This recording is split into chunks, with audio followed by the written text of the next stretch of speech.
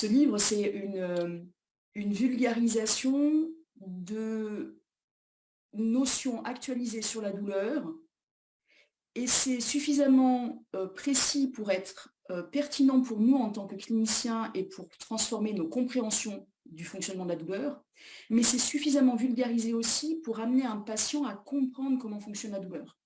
Mmh. Donc c'est intéressant. Et l'ouvrage est destiné, donc aussi aux accompagnants.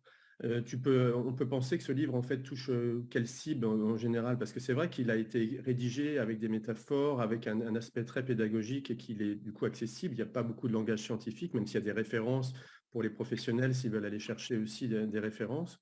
Mais pour toi, est-ce que tu vois que cet ouvrage peut vraiment cibler différents types de populations, donc les accompagnants des douloureux chroniques ou des gens qui veulent donner ça à leurs parents, qui le lisent ou qui le donnent à leurs amis qui ont mal? Comment tu le vois aussi, la place de cet ouvrage dans sa diffusion?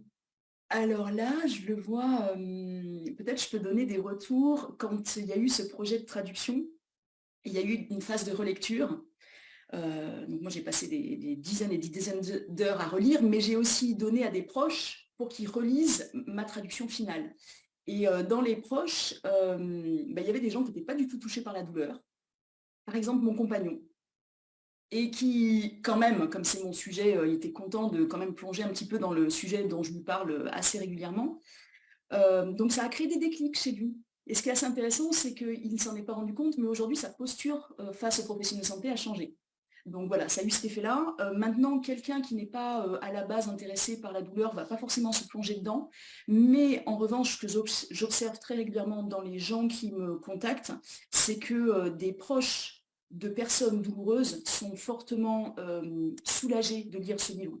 Parce que ça modifie leur posture vis-à-vis d'un proche douloureux. Donc, clairement, les proches de personnes qui vivent des douleurs persistantes, sachant que souvent, le fait que le proche l'ait lu permet petit à petit de faire passer des messages à cette personne douloureuse. Donc c'est une manière indirecte, parce que souvent quand on est douloureux, on n'a pas forcément la capacité intellectuelle de lire un livre et de se laisser toucher partout.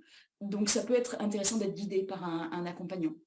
Et après, c'est très général. Alors on pourrait dire pour les cliniciens qui sont en interaction avec des patients qui vivent des douleurs, pas forcément que des douleurs persistantes d'ailleurs, ça peut être des douleurs même aiguës, voire même pour comprendre comment ne pas alimenter la chronicité.